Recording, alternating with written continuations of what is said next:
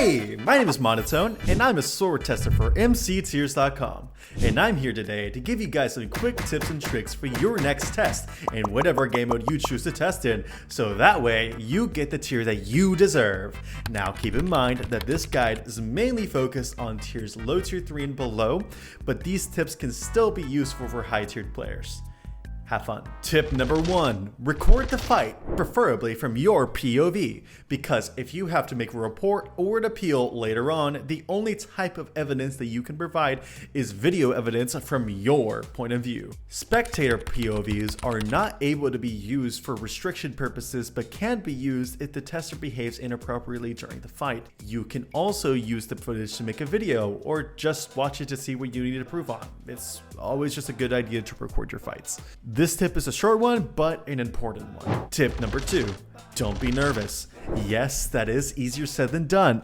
I still get nervous and I'm the person testing you, but I have a few tricks that I use to make sure that it doesn't affect my gameplay. The first thing that you should do if you feel your nerves getting to you is to ask the tester to give you a minute. During this time, you should do these things. Take a deep breath, do some push-ups or jumping jacks, go double check that you're subscribed to Monotone, get some water, walk around for a bit, and remember, this is just a block game. It's not the end of the world, and you can retest in a month. Keep in mind that you should only ask for a timeout at the beginning of a round.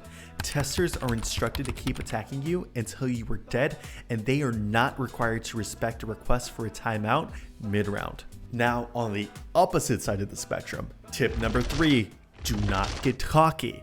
Even if you are winning and are confident that you are better than your tester, remember, anything can happen mid-round, and it doesn't matter how good you are outside of a test.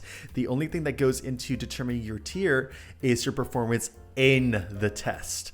Another thing, be respectful to your tester. This is for a few different reasons, but did you know that testers are on the starting path to becoming high staff in the Mctiers network? Yeah, this means that they can ban you for no reason. I'm kidding. But in all seriousness, being respectful to your tester probably means that they'll like you more, and it could affect your tier. Keep in mind that testers are not supposed to let anything besides your performance in game affect your tier. But remember, testers are still human.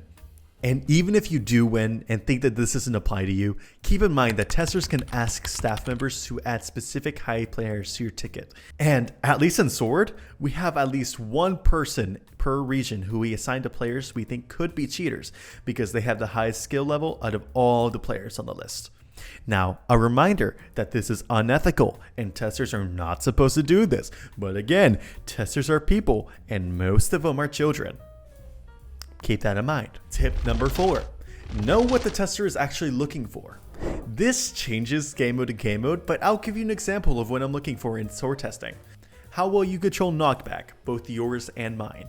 Hit timing, mastery of techniques, being subscribed to Monotone, ping playstyle, movement, spacing, aim, and overall game sense. If you're not sure what testers look for in specific game modes, reach out to a tester in that mode and ask them, because standards change all the time. Once you figure out what a tester is looking for, break it down into categories and go through each category and prove them one by one. These are your fundamentals and will help you get better at the game in general. Tip number 5, practice on MCPvP. This tip is probably going to be my hottest take in the video, but it's still important. Practice on MCPvP, even if you hate it.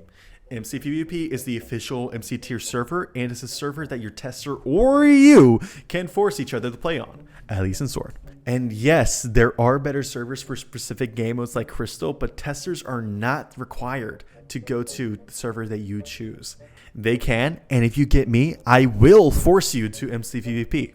That is non-negotiable. Moving on to tip number 6, do mock tests against friends, preferably people who are at least low tier 3. This is mainly for those who are tier 3 and below, since you guys still have to enter the waitlist. Doing a bunch of mock tier tests can help you get ready for the actual test and can help with the nerves and your mental state during the actual test. Practicing is something that I will be recommending that you do a lot. Practicing your jumper sets, practicing your aim, everything. Practice, practice, practice.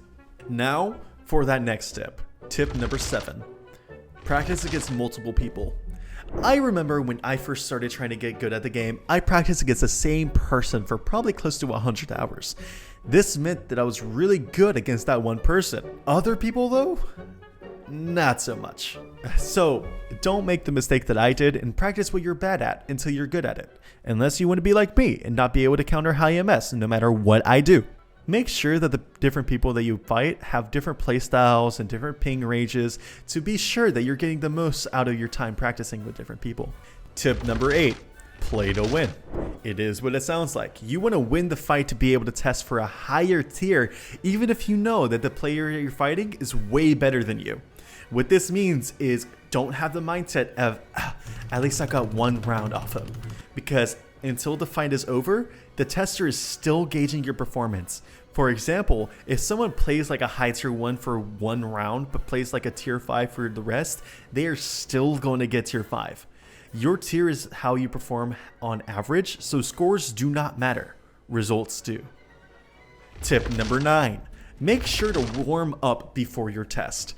This can be a bit tricky since if you're number 1 in queue, you probably have a whole 30 seconds to get on. But if you're just in queue, do a few practice rounds with buddies or randoms. You can't be picky. You're the next tier 1. Because hot take here, you will do better in your test if you're warmed up. I'm sorry, it's just the truth. Also, another little micro tip, you can always ask your tester to give you a little bit to warm up. They aren't required to, but sometimes they'll give you up to like 10 minutes to get ready. And now, for our last official monotone tip. Just play the game and have fun. The more you play the game, the better that you will be at the game and the better you'll do in the fight. This is due to you being better than if you didn't play actively. Jokes aside, it does give you a better understanding of the kit, and you'll probably be nervous if you're testing in a game mode that you're not 100% familiar with the kit and the fine details. Also, the entire point of the tier system is to see how good you are compared to other players. What's the point in getting a good tier if you don't enjoy the game? And for all of you who are struggling to get into queue to get tested, yeah, I could sense that comment you're writing. It would make the video do better if I didn't tell you guys this, since I would have at least 100 people asking me, well, how do I actually get into queue to get tested for the first place? But fear not, dear viewer, for I, Monotone, have some advice for actually getting into the queue. Be a YouTuber and tell testers that you'll make a video with them in it if they open queue for you. I'm joking. But what you can do is make sure that you have your notifications on for the waitlist so that it pops up to your desktop or phone notifications as soon as the ping gets sent. Also, be really fast. There are a lot of people trying to get into the queue, and there are also bots that will snipe the queue. So what I personally did to actually get into the waitlist the first time was I put the waitlist screen on my second monitor so that I could have a better chance of reacting in time, because that ping is like, you have like 2 seconds to react. It's crazy.